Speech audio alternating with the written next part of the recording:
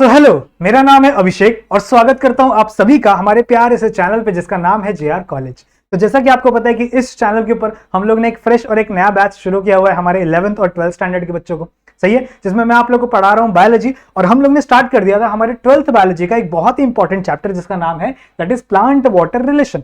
ठीक है, काफी सारी चीजें हम लोग समझ रहे थे कि आखिरकार वाटर एब्जॉर्ब कैसे होता है, कैसे वो इतने ऊपर तक जाता है। ठीक है, बहुत सारी बातें हम लोग ने ऑलरेडी कर रखी थी।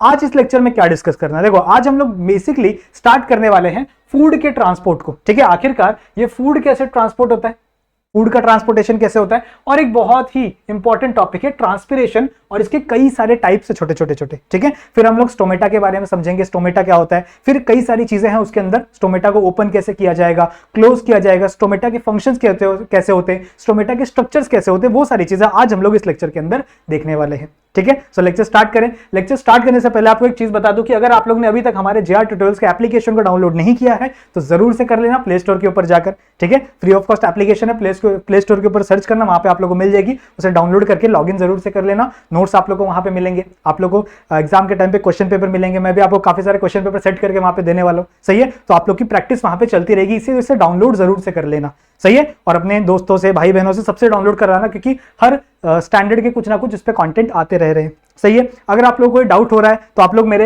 इंस्टाग्राम पे आ सकते हो, ठीक है, वहां पे मुझसे डाउट्स पूछ सकते हो। अगर आपको कोई फीडबैक देना है तो वो भी आप वहां पे आके दे सकते हो। चलेगा, स्टार्ट करें, चलो स्टार्ट करते हैं। अभी तक हम लोग ने क्या पढ़ा, देखो अभी तक हम लोग ने ट्रांसपोर्ट इन प्लांट की बातें शुरू की थी और मैंने आपको बताया था कि दो प्रकार के ट्रांसपोर्ट होते हैं भाई, एक होता था शॉर्ट डिस्टेंस ट्रांसपोर्ट, एक होता था लॉन्ग डिस्टेंस ट्रांसपोर्ट। फिर शॉर्ट डिस्टेंस को हम लोग ने खत्म कर दिया था लास्ट वाले लेक्चर में, फिर हम लोग आए थे लॉन्ग डिस्टेंस पे। अब लॉन्ग डिस्टेंस ट्रांसपोर्ट में दो चीजें मैंने आपको बताई थी, एक था हमारा जाइलम, ठीक है, जो जनरली क्या ट्रांसपोर्ट कर रहा था, वाटर को ट्रांसपोर्ट कर रहा था और मिनरल्स को ट्रांसपोर्ट कर रहा था, ठीक है। और एक था हमारा फ्लोएम, जो कि किसको ट्रांसपोर्ट कर रहा है, आपके फूड मॉलिक्यूल को ट्रांसपोर्ट कर रहा है, सही है।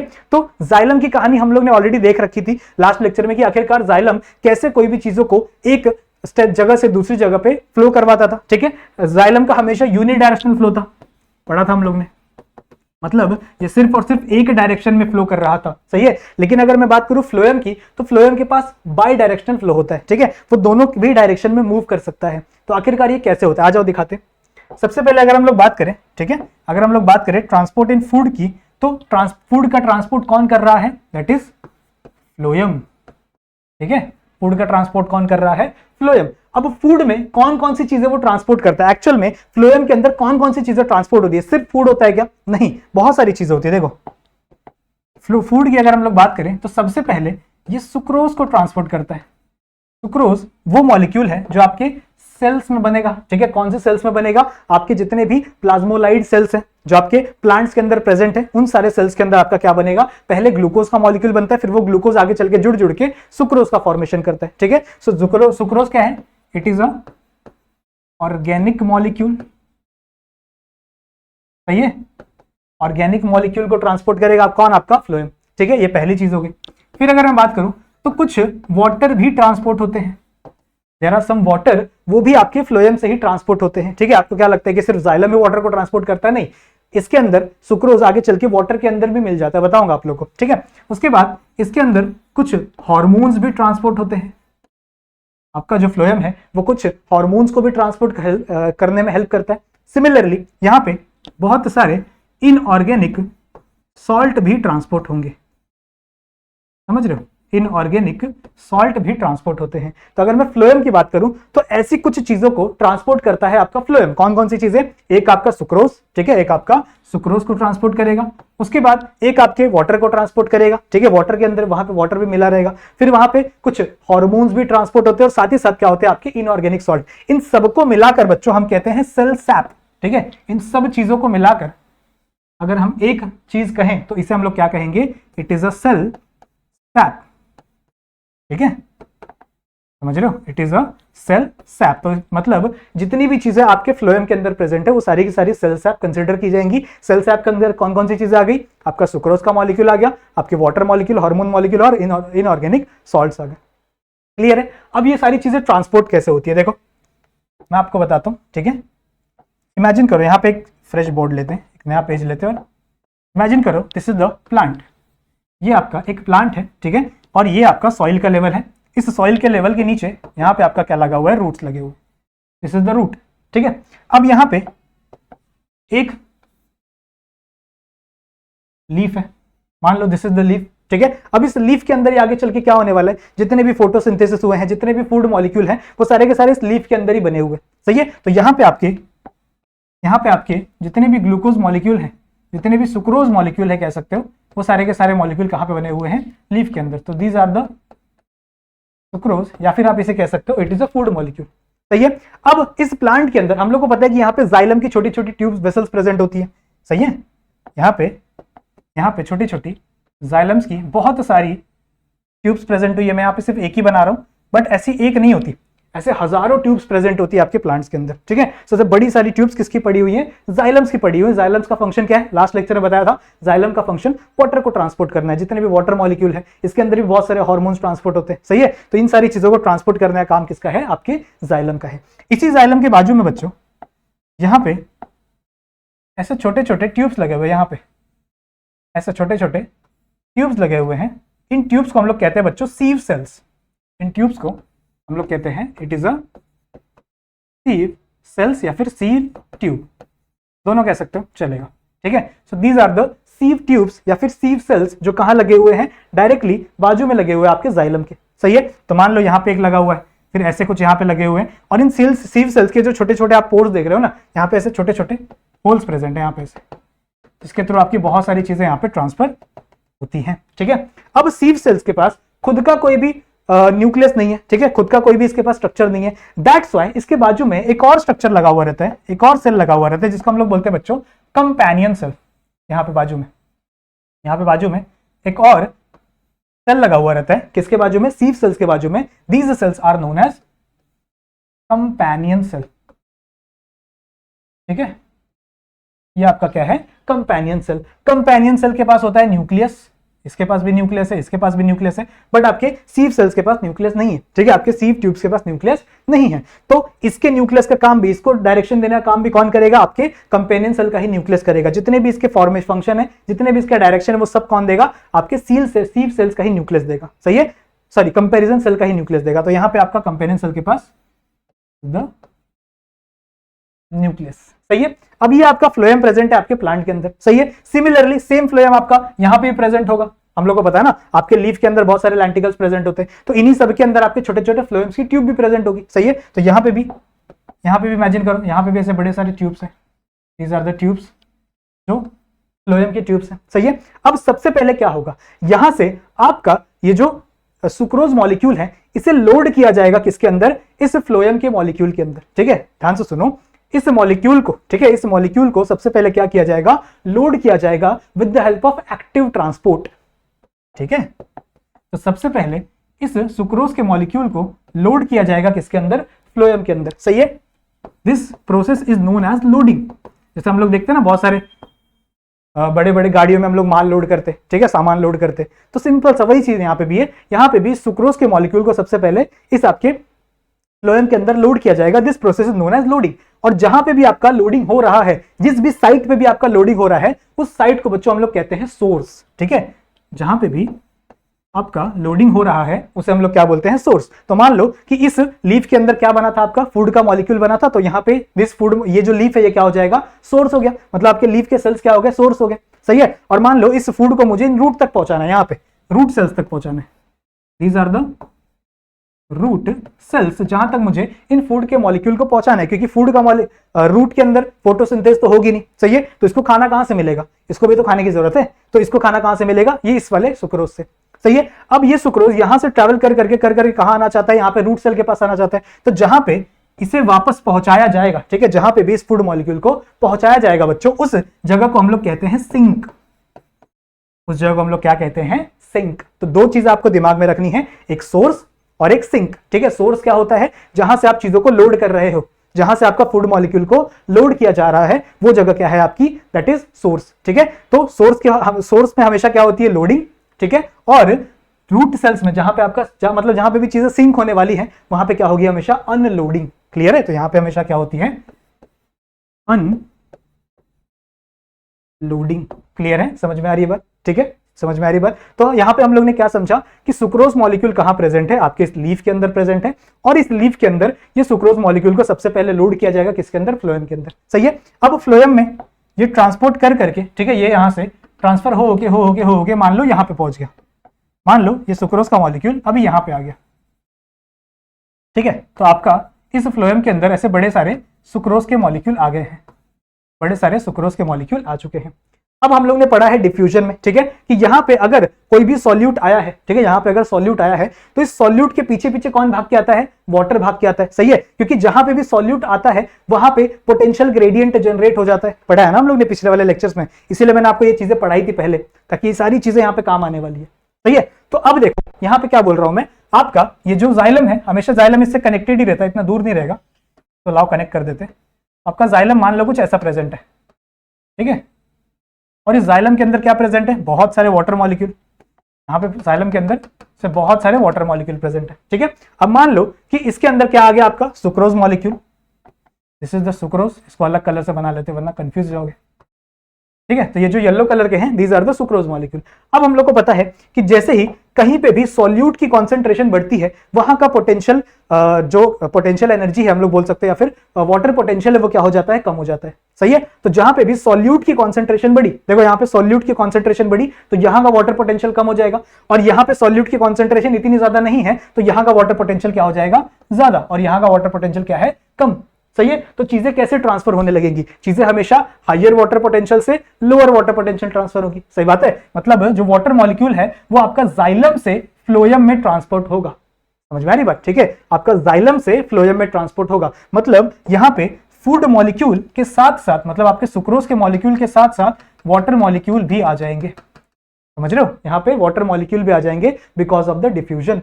समझ में आई बात? ठीक है। तो यहाँ पे हम लोग ने क्या समझा कि यहाँ पे हमारे इस फ्लोएम के अंदर कौन कौन सी चीजें आ गई हैं, एक आपका सुक्रोज का मॉलिक्यूल आ गया है और एक आपके वाटर मॉलिक्यूल आ गया। वाटर कहां से आया है, आपके इस जाइलम से है, दिस इज द जाइलम। सही है, ये क्या है आपका जाइलम मॉलिक्यूल। ठीक है, सो इस जाइलम से क्या आ गया, आपका वाटर मॉलिक्यूल आ गया। सही है। अब यहाँ पे आपका सेल सैप बन गया। अब सीन क्या होने वाला है, देखो ये अगर इसको यहां पे जाना है, इस रूट सेल के पास जाना है, तो इसको यहां से पुश होना पड़ेगा। ठीक है, यहां से क्या होना पड़ेगा, इसको पुश करना पड़ेगा। तो यहां पे पुश का फोर्स लग रहा है, यानी यहां पे भी कौन सा प्रेशर है, पॉजिटिव प्रेशर या फिर पॉजिटिव फोर्स लिख लो।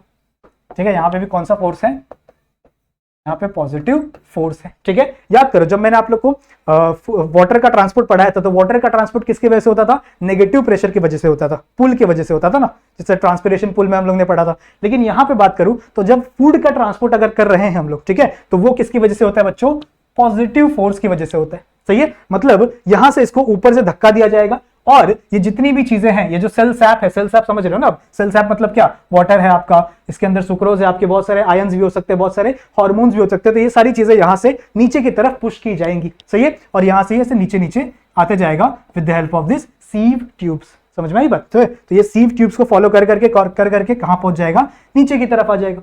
जैसे ही नीचे की तरफ आया, ये सुक्रोज मॉलिक्यूल किसके अंदर एंटर करेगा, आपके इस रूट सेल के अंदर एंटर करेगा। ठीक है, रूट को आपका मिल गया सुक्रोज मॉलिक्यूल। जैसे ही यहां से सॉल्यूट बाहर निकल गया, मान लो ये सारे के सारे सॉल्यूट यहां से बाहर निकल गए।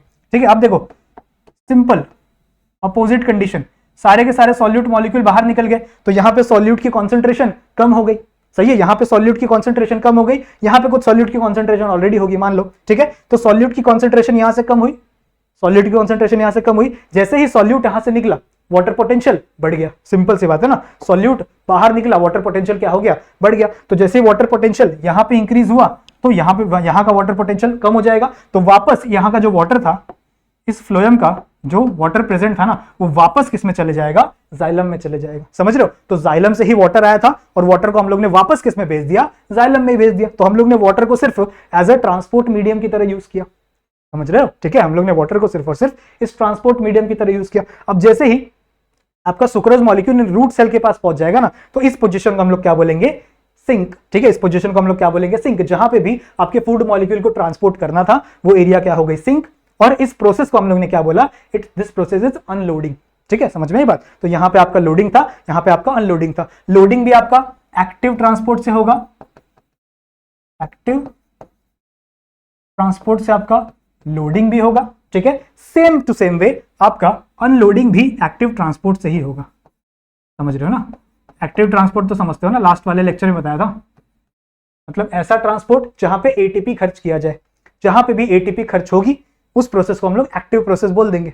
सही है, चाहे वो एक्टिव ट्रांसपोर्ट हो या फिर वो एक्टिव एब्जॉर्प्शन हो। ठीक है, किसी भी टाइप के एब्जॉर्प्शन को या फिर किसी भी टाइप के ट्रांसपोर्ट को जहां पे भी एटीपी का खर्च हो रहा है उसे हम लोग क्या बोल देंगे, it is a active transport. समझ में आई बात? ठीक है, सो आई होप आप लोगों को ये चीज समझ में आ गई होगी। अब यहां से हम लोग को ये देखने मिलता है, मान लो अभी तो ये नीचे आया, सही है, अभी तो आपका ये सुक्रोज मॉलिक्यूल नीचे आया क्योंकि आपके रूट सेल को जरूरत थी। सही है, अगर मुझे इसको नीचे नहीं भेजना होता, मान लो मुझे इसको ऊपर भेजना होता, मान लो ये जो पेड़ है यहाँ पे ऊपर छोटे छोटे लीव्स बन रहे हैं, छोटे छोटे लीव्स बन रहे हैं और इनको लीव्स को भी खाने की जरूरत है। ठीक है, तो ये ऊपर की तरफ भी फ्लो हो जाएगा बच्चों, ऊपर की तरफ भी प्रेशर लगाएगा, फोर्स लगेगा और ये ऊपर की तरफ भी मूव हो सकता है। समझ रहे हो? तो मतलब ये नीचे साइड भी आ सकता है, ये ऊपर साइड भी जा सकते हैं। जितने फूड मॉलिक्यूल है ये नीचे वाले डायरेक्शन में भी फ्लो होते हैं और ऊपर साइड भी मूव कर सकते हैं। दैट्स वाई इनका बाय डायरेक्शनल फ्लो होता है। समझ रहे हो? इतने बार क्यों बता रहा हूं, क्योंकि एग्जाम में बहुत बार आता है। ठीक है, किसका बाय डायरेक्शनल फ्लो है, किसका यूनि डायरेक्शनल फ्लो है। समझ में आई बात? ठीक है, सो आई होप आप लोगों को इतनी चीजें समझ में आ गई होगी। इसी चीज को, इसी हाइपोथेसिस को, ये एक थ्योरी है, ये एक हाइपोथेसिस है, इसी चीज को हम लोग क्या बोलते हैं, that is root pressure hypothesis. कहां गया, कहीं तो लिखा था मैंने, हाँ देखो, इसी चीज को हम लोग क्या बोलते हैं, दैट इज फ्लो मास या फिर mass flow, sorry pressure flow या फिर मास फ्लो हाइपोथेसिस। क्लियर है? समझ में आई बात? ठीक है, तो जो भी मैंने आप लोगों को बताया सेम चीज इस हाइपोथेसिस में बताई गई है। क्लियर है? समझ में आ गई बात? तो आई होप आप लोगों को ये हाइपोथेसिस भी आपका क्लियर हो गया होगा। ठीक है, अब आ जाओ हमारे नेक्स्ट बहुत इंपॉर्टेंट टॉपिक पे जिसका नाम है ट्रांसपिरेशन। ठीक है, ट्रांसपिरेशन। अब क्या होता है ट्रांसपिरेशन? देखो यहां से मान लो, इमेजिन करो दिस इज द लीफ, ये एक बड़ी सी लीफ मैं बना रहा हूं जो कि किसी एक प्लांट की है। ठीक है, अब इस लीफ के अंदर बहुत सारे ऐसी ओपनिंग प्रेजेंट होती है, ठीक है, जिसे हम लोग स्टोमेटा कहते हैं। अब स्टोमेटा का स्ट्रक्चर मैं आप लोग को बताऊंगा, आगे चल के पढ़ेंगे हम लोग स्टोमेटा का स्ट्रक्चर, बट अभी इतना इमेजिन कर लो कि there is a opening like this and this opening is known as a stomata. ठीक है, ये ओपनिंग क्या है, स्टोमेटा। अब दिन के टाइम पे स्टोमेटा को ओपन ही रहना पड़ता है, मैं आप लोगों को पढ़ाऊंगा आगे चल के क्यों ऐसा होता है, बट अभी इतना समझो कि इस स्टोमेटा को दिन के समय ओपन ही रहना पड़ता है। सही है, जिसकी वजह से बच्चों यहां से बहुत सारा वाटर लॉस हो जाता है। क्यों वाटर लॉस हो जाता है? क्योंकि यहां पे भैया सन की गर्मी है, सन की गर्मी है। ठीक है, तो बहुत सारा वाटर लॉस हो जाता है। एक्चुअल में ऐसा देखा गया है कि हार्डली 1 to 5%, ठीक है, 1 से लेके 5% ही पानी आपकी जो प्लांट है वो यूज करते हैं, जितना भी वो एब्जॉर्ब कर रहे हैं, जितना भी मान लो, जितना भी एब्जॉर्ब कर रहे हो उसको आप 100% मान लो, तो उसमें से सिर्फ 1 to 5% ही वाटर वो क्या कर पा रहे हैं, यूज कर पा रहे हैं। वो क्या कर पा रहे हैं, यूज कर पा रहे हैं। बाकी का जो बचा हुआ 95% पानी है, ठीक है, वो क्या हो जा रहा है, ट्रांसपिरेशन के थ्रू क्या हो जा रहा है, यहां से उड़ जा रहा है। मतलब जितना भी वाटर मॉलिक्यूल ये ऑब्जर्व, जितना भी वाटर मॉलिक्यूल ये एब्जॉर्ब किया है, ऑब्जर्व नहीं, जितना भी वाटर मॉलिक्यूल प्लांट ने एब्जॉर्ब किया था वो सब कुछ इस स्टोमेटा के थ्रू क्या हो जा रहा है, बाहर निकल जा रहा है। समझ रहे हो? स्टोमेटा के थ्रू क्या हो जा रहा है, बाहर निकल जा रहा है। इसी चीज को हम लोग क्या बोलते हैं, ट्रांसपिरेशन। ठीक है, अच्छा, ऐसा ही एक सिमिलर सा वर्ड है बच्चों, ग्यूटेशन। ग्यूटेशन मतलब क्या होता है, जब भी आप सर्दियों के टाइम पे जाओगे, ठीक है, कभी भी आप सर्दियों के टाइम पे प्लांट को इमेजिन करो, देखो तो उसके ऊपर ना ऐसे छोटे छोटे ड्रॉपलेट्स पड़े होते हैं, उस प्लांट के लीव्स के ऊपर वो छोटे छोटे ड्रॉपलेट्स पड़े होते हैं। वो कहां से आते हैं, वो भी इस स्टोमेटा से ही निकले हुए रहते हैं। वो जो ड्रॉपलेट्स हैं वो भी इन स्टोमेटा से ऊपर ही निकले होते हैं और ऐसे छोटे छोटे ऐसे ड्रॉपलेट्स पड़े होते हैं, बहुत ही छोटे छोटे। दिस प्रोसेस, ये जो ड्रॉपलेट्स निकल रहे हैं ना आपके प्लांट से, आपके लीफ से, ठीक है, इन ड्रॉपलेट्स को, इस प्रोसेस को हम लोग क्या बोलते हैं, ग्यूटेशन। क्लियर है? समझ में आ रही बात? तो आप लोगों को समझ में आ गया ट्रांसपिरेशन क्या होता है अच्छे से। ठीक है, वापस बता दो एक बार, समझ लो अच्छे से। देखो, ट्रांसपिरेशन सिंपल सी प्रोसेस है जहां से आपका जो प्लांट है वो क्या कर रहा है, वाटर लॉस कर रहा है। ठीक है, वाटर लॉस हो रहा है आपका प्लांट का बिकॉज ऑफ द ट्रांसपिरेशन। समझ में आ रही बात? ठीक है, तो ट्रांसपिरेशन होगा क्या, because of the humidity of the sun. Sun की ह्यूमिडिटी की वजह से यहां से बहुत सारा पानी क्या हो जाता है, लॉस हो जाता है। कितना, ऑलमोस्ट 95% पानी लॉस हो रहा है, जो भी आपका प्लांट एब्जॉर्ब कर रहा था, तो उसका 95% पानी आपका क्या हो गया, लॉस हो गया, because of the process known as transpiration. Clear है? इस चीज को हम लोग ने क्या बोला, ट्रांसपिरेशन। अब ट्रांसपिरेशन बच्चों अलग अलग प्रकार के, बड़े अलग अलग प्रकार के। सबसे पहला है बच्चों स्टोमेटल ट्रांसपिरेशन। ठीक है, स्टोमेटल ट्रांसपिरेशन मतलब जो स्टोमेटा के थ्रू हो। अभी मैंने आपको बताया ना, जो अभी मैंने आपको बताया वो था स्टोमेटल ट्रांसपिरेशन, जो किससे हो, स्टोमेटा के थ्रू हो। स्टोमेटा के थ्रू बच्चों ऑलमोस्ट 50 से लेके 97% ऑफ वाटर या फिर 50 से लेके 97% ऑफ ट्रांसपिरेशन किससे होता है? स्टोमेटा के थ्रू ही होता है। समझ में आ रही बात? ठीक है, तो स्टोमेटा के थ्रू ऑलमोस्ट 50 से लेके 97% ऑफ ट्रांसपिरेशन होता है। ट्रांसपिरेशन समझ में आ गया। नेक्स्ट है बच्चों क्यूटिकुलर ट्रांसपिरेशन। ठीक है, what is mean by cuticular transpiration? देखो प्लांट्स के अंदर अगर आप इसकी बाहर की लेयर देखोगे तो वहां पे कुछ ऐसे सेल्स प्रेजेंट होते हैं, सही है, यहाँ पे ऐसे कुछ सेल्स प्रेजेंट होंगे और इन सेल्स के ऊपर एक वैक्स की लेयर लगी रहती है, एक वैक्सी लेयर रहती है। ठीक है, प्लांट्स के ऊपर सेल्स के ऊपर एक वैक्सी लेयर प्रेजेंट होती है। This waxy layer is made from cutin. इससे बनी है, क्यूटीन से बनी हुई है। सही है, ये जो वैक्स की लेयर है, ऐसी वैक्सी लेयर है जो किसके ऊपर प्रेजेंट है? सेल्स के ऊपर प्रेजेंट है। ये लेयर किससे बनी है? क्यूटीन से बनी है। सही है, तो अगर इस क्यूटीन की लेयर से कोई भी वाटर बाहर निकल जाए, समझ में आ रही बात? ट्रांसपिरेशन मतलब क्या? पानी बाहर निकलना, वाटर बाहर निकलना। तो कोई भी वाटर अगर इस क्यूटीन की लेयर से बाहर निकल रहा है तो इस ट्रांसपिरेशन को हम लोग क्या कहेंगे? Cuticular transpiration. ठीक है, समझ रहे हो? क्यूटिकुलर ट्रांसपिरेशन कितना होता है? ये ऑलमोस्ट 8 से लेके 10% ट्रांसपिरेशन आपका क्यूटिकुलर ट्रांसपिरेशन होता है। किसके अंदर देखने मिलता है? जनरली जितने भी डेजर्ट में मिलने वाले प्लांट्स होते हैं जैसे कैक्टस। ठीक है, तो कैक्टस के अंदर आपको क्यूटिकुलर ट्रांसपिरेशन होता है। कैक्टस के अंदर स्टोमेटल ट्रांसपिरेशन नहीं होता। यार देखो, कैक्टस जो है वो पहले से डेजर्ट में रह रहा है, पहले से उसके पास पानी नहीं है। सही है, तो अब वो अपना स्टोमेटा खोल के सारा पानी रिलीज तो नहीं करना चाहेगा ना, वो तो नहीं चाहेगा कि यार सारा पानी रिलीज हो जाए। इसलिए हमेशा क्या करता है पता है? कैक्टस के अंदर जितने भी लीव्स है वो मॉडिफाई हो चुके हैं थ्रोन्स के अंदर, तो उनके अंदर लीव्स तो है ही नहीं, तो स्टोमेटा की तो बात ही छोड़ो। सही है, इसके बाद जितना भी उनका स्टेम है वो फोटोसिंथेसिस करता है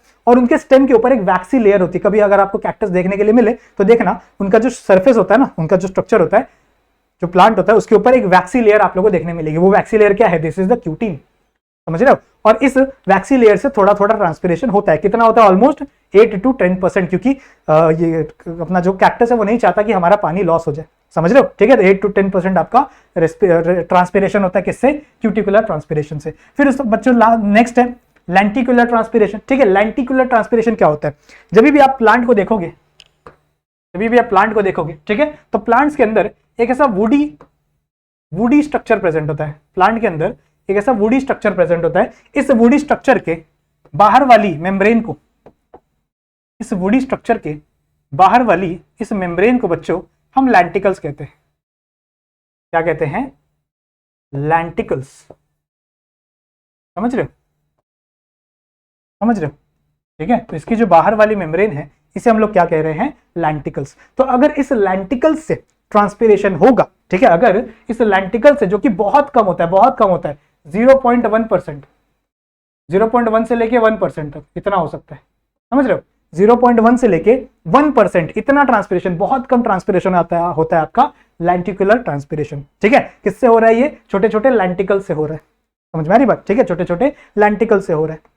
यहां तक क्लियर है? यहां तक कोई डाउट है? नहीं होगा। उसके बाद फोर्थ है आपका, दैट इज बार्क ट्रांसपिरेशन। ठीक है, ये आपके बुक में नहीं दिया हुआ है बट बता देता हूं, कोई बात नहीं। आपने जो प्लांट देखा है, इस प्लांट के ऊपर अगर आप बाहर से देखोगे, ठीक है, तो बाहर से एक बहुत ही टफ कवरिंग लगी हुई रहती है। अगर आप किसी भी ट्री को देखो तो ट्री के बाहर बहुत ही टफ कवरिंग लगी होती है, जो एकदम बाहर से होता है। देखा कभी आप निकाल के देखना, वो बहुत ही टफ होता है। ठीक है, उसे हम लोग बार्क बोलते हैं, बार्क। सही है, तो अगर बार्क के थ्रू ट्रांसपिरेशन हो रहा है then this transpiration is known as, that is bark transpiration. समझ में आ रही बात? ठीक है, तो 4 प्रकार के ट्रांसपिरेशन हम लोग ने देखे। एक आपका क्या है? Stomatal transpiration. ठीक है, एक आपका क्या था? That is cuticular transpiration. इसका स्क्रीनशॉट जरूर से ले लेना, सारे के सारे बच्चे इसका स्क्रीनशॉट ले लेना। सही है, बिना स्क्रीनशॉट लिए कोई नहीं जाएगा। समझ रहे हो? तो 4 प्रकार के ट्रांसपिरेशन हम लोगों ने देखे। एक आपका स्टोमेटल ट्रांसपिरेशन, एक आपका क्यूटिकुलर ट्रांसपिरेशन, एक आपका लेंटिकुलर ट्रांसपिरेशन और एक आपका बार्क ट्रांसपिरेशन। जितने भी ट्रांसपिरेशन स्टोमेटा के थ्रू हो रहे हैं, these are the stomatal transpiration. जितने भी क्यूटिकल्स के थ्रू हो रहे हैं, देख रहा है ये क्यूटिन की मेम्ब्रेन है ना, जो भी ट्रांसपिरेशन इसके थ्रू हो रहा है, it is a cuticular transpiration. कितना होता है ये? 8 to 10%। क्लियर है? उसके बाद अगर लेंटिकुलर ट्रांसपिरेशन की बात करें तो लेंटिकुलर ट्रांसपिरेशन 0.1 से लेके 1% तक होता है, लैंटिकल्स के बीच में होता है, दिस आर द लैंटिकल्स। और बार्क ट्रांसपिरेशन भी होता है, कितना होता है पता है? 1%। 1% ट्रांसपिरेशन इसकी वजह से भी हो सकता है। क्लियर है? सो आई होप आप लोग को ये सारे स्ट्रक्चर्स एकदम अच्छे से, मतलब ये सारे चीजें एकदम अच्छे से समझ में आ गए होंगे। क्लियर है? अब आ जाओ नेक्स्ट पे चलते हैं बच्चों हम लोग, स्ट्रक्चर ऑफ स्टोमेटा। अब स्टोमेटा इतना ज्यादा जरूरी है, स्टोमेटा से इतना ट्रांसपिरेशन हो रहा है, अभी हम लोग ने देखा ना, ऑलमोस्ट 50 to 95%, 95 या 97% समझ रहे हो, इतना ट्रांसपिरेशन आपके इस स्टोमेटा से हो रहा है, तो इस स्टोमेटा का स्ट्रक्चर जानना बड़ा जरूरी हो गया है। ठीक है, स्टोमेटा का स्ट्रक्चर पता होना जरूरी हो गया है। फिर एक छोटा सा अपना कंसेप्ट है opening and closing of the stomata, वो भी आप लोगों को बताऊंगा, टेंशन मत लो। तो अगर मैं स्ट्रक्चर की बात करूं तो स्टोमेटा में बच्चों दो गार्ड सेल लगे हुए हैं बीन शेप के, ऐसे, थोड़ा बड़ा बन गया,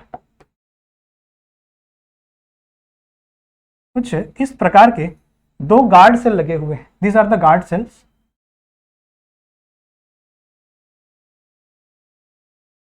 ठीक है, ऐसे दो गार्ड सेल लगे हुए हैं, समझ रहे हो, ये आपके हैं गार्ड सेल। ठीक है, स्टोमेटा में इन गार्ड सेल्स की जो अंदर वाली मेम्ब्रेन होती है, ध्यान से सुनो, इनकी जो अंदर वाली मेम्ब्रेन होती है, इनर मेम्ब्रेन, ठीक है, ये बहुत ही थिक होती है, बहुत ही थिक, समझ रहे हो, बहुत ही थिक मेम्ब्रेन होती है। इसको थोड़ा सा अच्छे से बनाते हैं, रुको, अच्छे से बनाते हैं।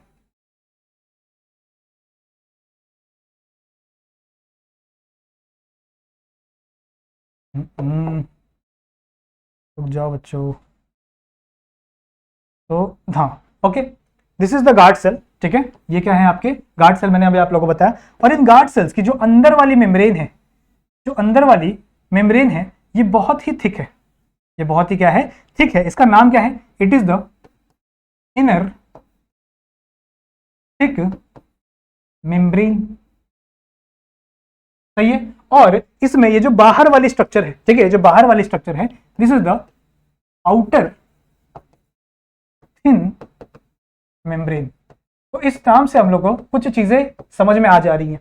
इस नाम से हम लोग को क्या समझ में आया कि भैया यहाँ पे दो गार्ड सेल प्रेजेंट है, this are the guard cell. Guard cells के अंदर अंदर वाली जो मेम्ब्रेन है वो बहुत ही ज्यादा थिक है, सही है, और बाहर वाली जो मेम्ब्रेन है वो बहुत ही ज्यादा क्या है, थिन है। दो चीजें हम लोग को समझ में आ रही है। ठीक है, उसके बाद इस गार्ड सेल के बाहर बच्चों यहाँ पे कुछ सेल्स लगे हुए, यहाँ पे से कुछ सेल्स लगे हुए, समझ रहे हो, इसके बाहर बाहर ऐसे यहाँ पे कुछ सेल्स लगे हुए, these cells are the subsidiary cell. ये सेल्स क्या होते हैं, these cells are the subsidiary cell. ठीक है, इनका भी बहुत सारा यूज होता है, बहुत सारे काम करने में इनका हेल्प होता है, बहुत सारी चीजें इनको प्रोवाइड करती है। जनरली जो गार्ड सेल्स को प्रोटेक्ट करती है वही उनका काम किसका है, सब्सिडरी सेल का। ठीक है, अब इस गार्ड सेल्स के अंदर क्लोरोप्लास्ट प्रेजेंट है, समझ रहे हो, इस गार्ड सेल्स के अंदर यहाँ पे क्लोरोप्लास्ट प्रेजेंट है। तो दे हैव द क्लोरोप्लास्ट, यहाँ पे ऐसा क्लोरोप्लास्ट इनके अंदर प्रेजेंट है, समझ में आ रही बात। ठीक है, और भी कई सारे स्ट्रक्चर्स है, यहाँ पे ऐसे छोटे छोटे फाइब्रिनोजेनिक स्ट्रक्चर प्रेजेंट है, यहाँ पे, समझ रहे हो। तो ऐसे कुछ यहाँ पे आपको स्ट्रक्चर देखने के लिए मिल रहे हैं स्टोमेटा का। सही है, अब स्टोमेटा कहाँ प्रेजेंट है, मैंने आपको अभी बताया कि स्टोमेटा प्रेजेंट है आपका लीफ के अंदर। अब इसके दो फंक्शन है, या तो आपका स्टोमेटा खुला भी होगा और आपका स्टोमेटा बंद भी होगा। अगर आपका स्टोमेटा बंद है तो ट्रांसपिरेशन होने की कोई भी संभावना नहीं है, बट आपका स्टोमेटा को खोलना भी पड़ता है। सही है, अगर जब आप अपने स्टोमेटा को खोलोगे तभी उससे आगे चल के ट्रांसपिरेशन होगी। अब ट्रांसपिरेशन एक बहुत ही खराब चीज है, मैंने आप लोग को बताया ना कि ट्रांसपिरेशन से बहुत सारा वाटर क्या हो जाता है, लॉस हो जाता है। बट ट्रांसपिरेशन एक बहुत ओपनिंग ऑफ स्टोमेटा एक बहुत ही इंपॉर्टेंट चीज भी है। आप बोलोगे कि सर अगर ट्रांसपिरेशन इतना ही खराब है तो हम स्टोमेटा को बंद करके क्यों नहीं रखते, क्योंकि बंद करना पॉसिबल है, तो हम स्टोमेटा को बंद करके क्यों नहीं रखते। बच्चों अगर स्टोमेटा को बंद करके रखा जाए तो प्लांट के अंदर ना फोटोसिंथेसिस होगी, प्लांट के अंदर ना रेस्पिरेशन होगा, समझ रहे हो, तो इसको खोलना पड़ेगा। समझ में आ रही बात। तो उसके लिए हमें पता करना पड़ेगी आखिरकार स्टोमेटा ओपन कैसे होता है और स्टोमेटा क्लोज कैसे होता है, समझ रहे हो। तो opening and closing of the stomata भी देख लेते हैं। आ जाओ, मैं मान लो एक लीफ बना रहा हूं, मान लो दिस इज द लीफ, जो बहुत ही बड़ा बना रहा हूं मैं, समझ रहे हो। ठीक है, ये एक लीफ है और इस लीफ के अंदर यहाँ पे एक स्टोमेटा प्रेजेंट है। मान लो मैं क्लोज, सबसे पहले मैं क्लोज स्टोमेटा बना रहा हूं, this is the closed stomata. ठीक है, ये क्लोज्ड स्टोमेटा है, this are the guard cells. ठीक है, गार्ड सेल्स जब भी ओपन होंगे तो वो किडनी शेप के होते हैं, फिर बीन शेप के होते हैं। देखा ना अभी हम लोग ने, ये जो गार्ड सेल्स हैं ये बच्चों किडनी शेप के, दिख रहा होगा, किडनी भी ऐसे कुछ शेप का होता है, या फिर आप कह सकते हो दे आर बीन शेप, दोनों शेप दिया हुआ है। ठीक है, तो ये दे आर किडनी शेप और बीन शेप स्ट्रक्चर्स। अगर मैं बात करूं, मान लो ये एक आपका स्टोमेटा है जो कि क्लोज पड़ा हुआ है और इसके बाजू बाजू में कौन लगे हैं, सब्सिडरी सेल लगे हुए हैं। यहाँ पे मान लो सब्सिडरी सेल लगे हुए हैं। अब मान लो जैसे ही मुझे इस सेल को खोलना है, अब ये क्लोज्ड सेल है, this is the closed cell, ठीक है, ये सेल आपका क्या हुआ है, बंद पड़ा हुआ है। तो कुछ नहीं, हम लोग ने क्या किया, एक्टिव ट्रांसपोर्ट से इसके अंदर पोटेशियम डाल दिया। हमने इस गार्ड सेल के अंदर एक्टिव ट्रांसपोर्ट से, अभी तक हम लोग ने इतना सब समझा ना, एक्टिव ट्रांसपोर्ट आप लोगों को पता ही चल गया होगा। तो एक्टिव ट्रांसपोर्ट से हमने इसके अंदर क्या डाल दिया, पोटेशियम डाल दिया। तो पोटेशियम इसके अंदर पहुंच गया। अब हम लोग को पता है कि जैसे ही अंदर पोटेशियम गया तो पोटेशियम इज अ सॉल्यूट, ठीक है, पोटेशियम क्या है, एक टाइप का सॉल्यूट है। तो जैसे ही पोटेशियम आपका अंदर गया तो यहां पे सॉल्यूट अंदर चला गया, और जैसे ही सॉल्यूट अंदर चला जाएगा बच्चों, वाटर पोटेंशियल क्या हो जाएगा, कम हो जाएगा। इसमें यहां पे पोटेंशियल ग्रेडियंट क्रिएट हो गया, मतलब बाहर पानी का कॉन्सेंट्रेशन ज्यादा हो गया, अंदर पानी का कॉन्सेंट्रेशन कम हो गया। तो जितने भी वाटर मॉलिक्यूल यहां पे आसपास प्रेजेंट थे, समझ रहे हो, जितने भी वाटर मॉलिक्यूल आसपास प्रेजेंट थे वो अपने आप कहां जाने लगेंगे, अंदर जाने लगेंगे, और आपका जो सेल है वो फूल जाएगा, टर्जिड हो जाएगा। ठीक है, आपका सेल क्या हो जाएगा बच्चों, टर्जिड। टर्जिड समझ रहे हो ना अभी, टर्जिड मतलब क्या, सेल के अंदर पानी भर गया है तो सेल क्या हो गया, फूल गया, समझ रहे हो। ठीक है, तो सिंपल सा ये है कि जैसे ही हमने एक्टिव ट्रांसपोर्ट से ये जो जी चीजें डाली हमने, ये हमने डाली एक्टिव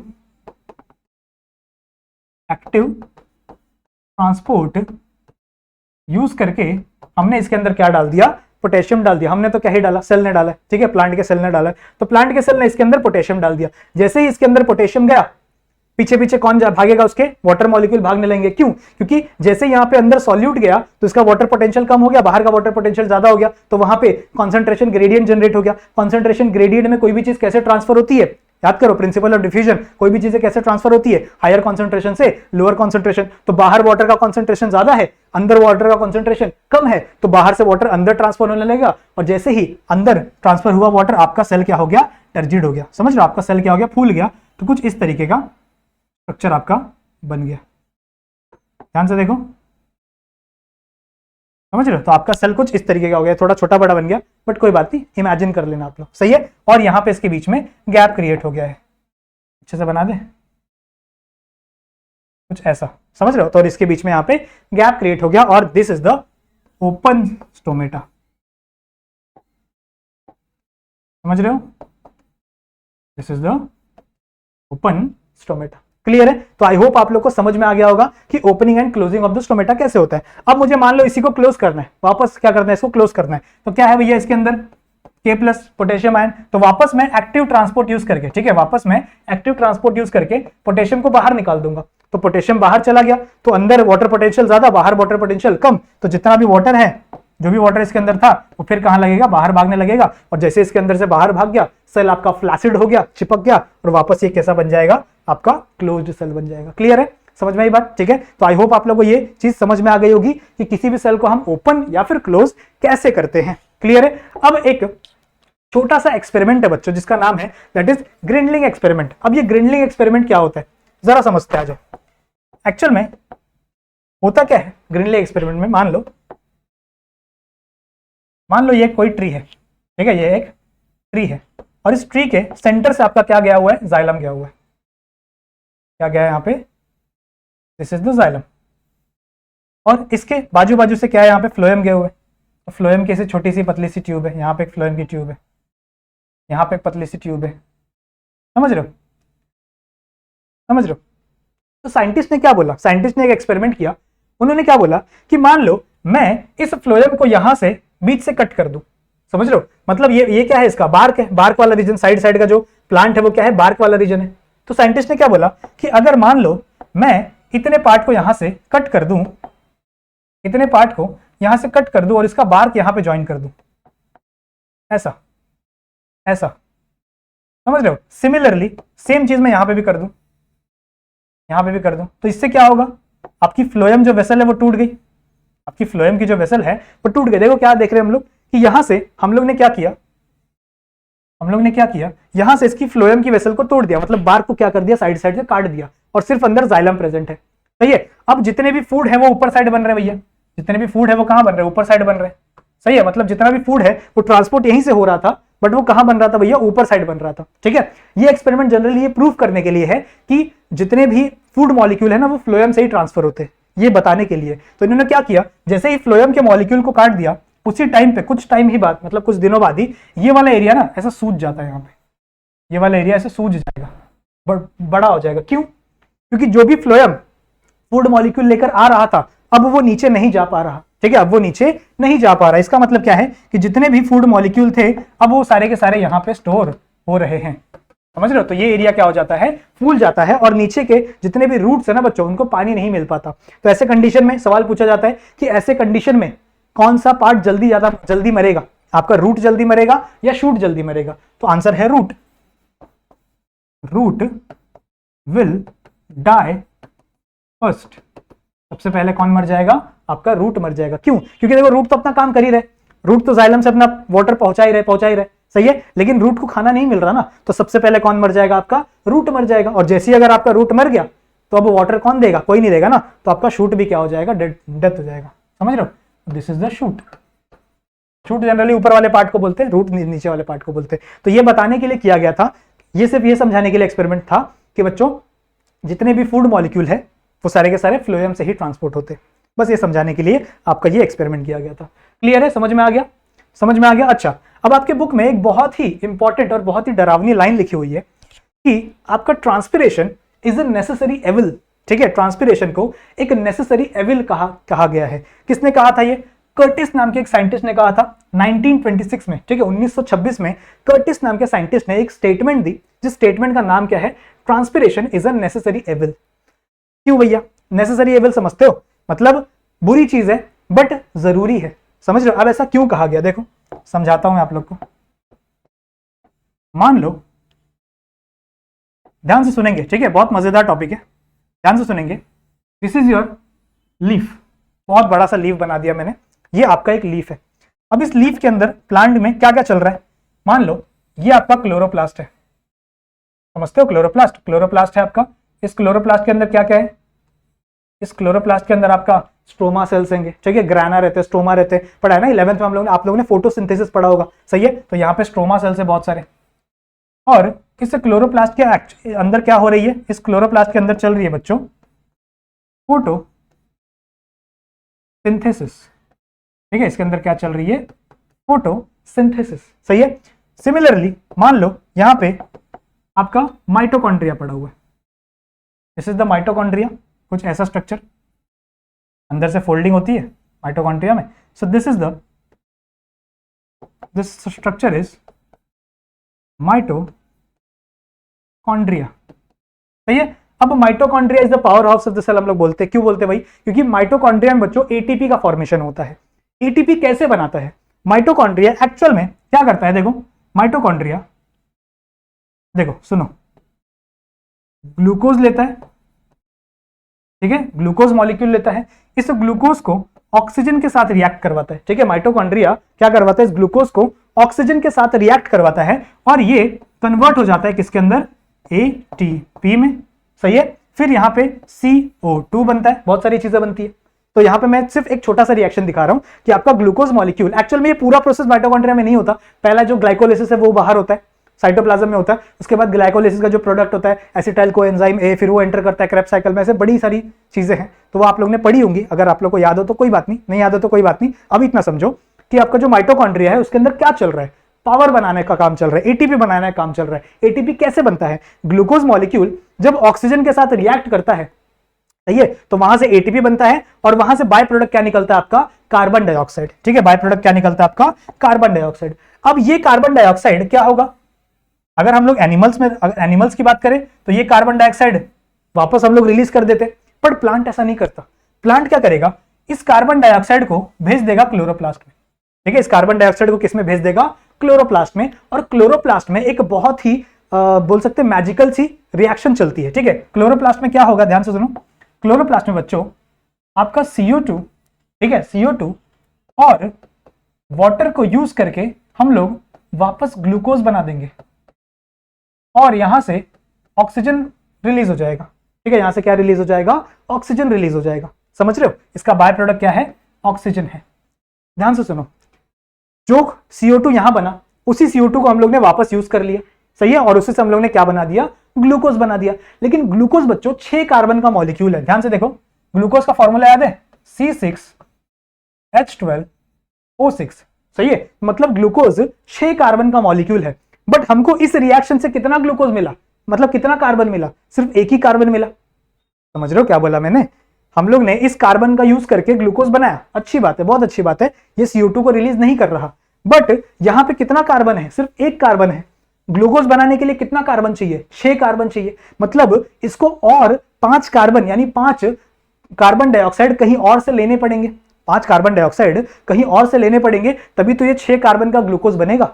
सही है, तभी तो ये 6 कार्बन का ग्लूकोज बनेगा। सही बात है। तो देखो होता क्या है कि यहां पे वही हमारा प्यारा सा स्टोमेटा प्रेजेंट होता है, जो कि ओपन कंडीशन में है,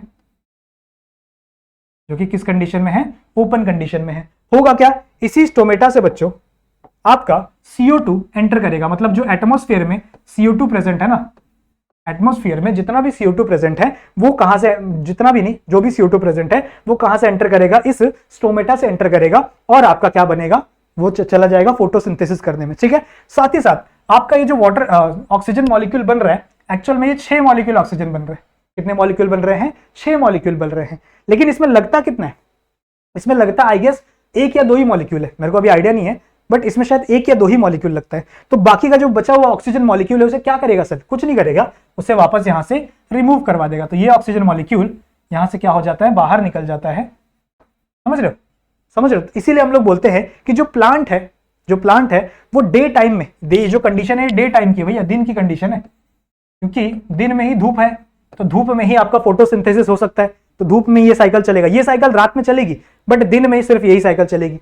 सही है, तो दिन के टाइम पे आपका जो प्लांट है वो CO2 लेता है और ऑक्सीजन को रिलीज करता है। सही है, हमारा उल्टा है ना, हम ऑक्सीजन को लेते हैं और CO2 को रिलीज करते हैं, बट प्लांट क्या करता है, प्लांट CO2 को लेता है और ऑक्सीजन को रिलीज करता है। और ये काम करने के लिए बच्चों जो स्टोमेटा है उसे ओपन करना जरूरी है। अगर स्टोमेटा ओपन नहीं रहा, मान लो स्टोमेटा बंद हो गया, तो क्या यहां से CO2 एंटर हो पाएगा? अगर CO2 एंटर नहीं हो पाया तो क्या फोटोसिंथेसिस चल पाएगी? अगर फोटोसिंथेसिस नहीं चली तो क्या ग्लूकोज बनेगा? अगर ग्लूकोज नहीं बना, समझ रहे हो, देखो कितना चेन रिएक्शन है। अगर ग्लूकोज नहीं बना तो क्या वो माइटोकॉन्ड्रिया में जाकर ATP बना पाएगा? और अगर ATP नहीं बना तो क्या आपके बॉडी को या फिर आपके प्लांट के बॉडी को एनर्जी मिलेगी, ग्लूकोज मिलेगा? क्या उसे सुक्रोज मिलेगा? क्या मतलब जिंदा रह पाएगा प्लांट? नहीं जिंदा रह पाएगा। समझ रहे हो, इसका मतलब एक प्लांट को जिंदा रहने के लिए इस स्टोमेटा का ओपन रहना बहुत ज्यादा जरूरी है।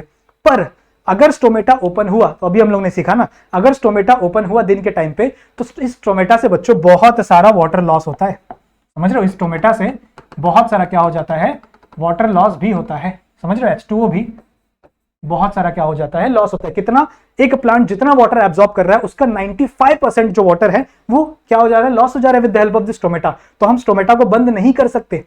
समझ रहे हो, हम स्टोमेटा को बंद नहीं कर सकते। क्यों? स्टोमेटा बंद हो गया तो आपका CO2 और ऑक्सीजन का ट्रांसफर नहीं हो पाएगा, तो मतलब आपकी ये सारी प्रोसेस नहीं चलेगी।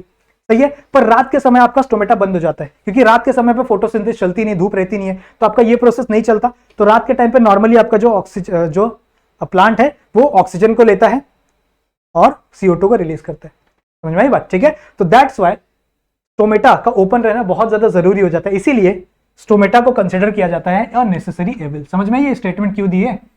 That's why stomata is consider as a necessary evil, मतलब स्टोमेटा आपका रुका हुआ है। स्टोमेटा नहीं, एक्चुअल में transpiration is a necessary evil, मतलब आपका ट्रांसपिरेशन अगर नहीं होगा तो आपका स्टोमेटा बंद हो जाएगा, और अगर स्टोमेटा बंद होगा तभी ट्रांसपिरेशन नहीं होगा। अगर स्टोमेटा बंद होगा तो आपका ना फोटोसिंथेसिस होगा ना रेस्पिरेशन होगा। समझ रहे हो, that's why transpiration is a necessary evil. समझ में आई बात? समझ में आई बात? ठीक है, सो आई होप आप लोग को ये जो लेक्चर है ये समझ में आया होगा। जितनी भी चीजें मैंने आप लोग को पढ़ाई है, ट्रांसपोर्ट ऑफ फूड कैसे होता है, आपका अलग अलग चीजें कैसे ट्रांसपोर्ट होती है, ठीक है, वो सारी चीजें मैंने आप लोग को आई होप बहुत अच्छे से समझा दी होंगी। सही है, सो बहुत, अगर आपको मजा आया होगा पढ़ने में, ठीक है, तो वीडियो को लाइक जरूर से कर दो। चैनल पर नए हो तो सब्सक्राइब जरूर से करके जाना, और अगर आपको कोई भी चीज पसंद आई है तो मेरे इंस्टाग्राम पे आना, मुझे जरूर से बता देना कि सर आपका पढ़ाने का तरीका बहुत अच्छा है, या फिर अगर आपका कोई फीडबैक भी होगा तो वो भी आप वहां पर आके मेरे साथ शेयर कर सकते हो। मैं खुद को इंप्रूव करने की हमेशा कोशिश करते रहता हूँ। क्लियर है? सो वीडियो को लाइक कर दो, चैनल पे नए हो तो सब्सक्राइब कर दो, अपने सारे दोस्तों तक फैला दो इस वीडियो को, उनको बता दो कि बायोलॉजी कितनी ईजी है यार, बहुत ईजी बायोलॉजी है। ठीक है, जो चैनल को सब्सक्राइब करो, साथ साथ ऑल जो नोटिफिकेशन बेल है उसको भी ऑल पे सेट कर देना, ताकि जब भी हम कोई भी वीडियो अपलोड करें, मैं कोई भी वीडियो अपलोड करूं तो आप लोग क्या मिल जाए, उसकी नोटिफिकेशन आपके फोन पे मिलती रहे। क्लियर है? सो मिलते हैं नेक्स्ट वीडियो में किसी नए चैप्टर के साथ। हाँ, ये चैप्टर कंप्लीट हो गया है, तो मिलते हैं किसी नए चैप्टर के साथ। तब तक के लिए कीप स्टडिंग।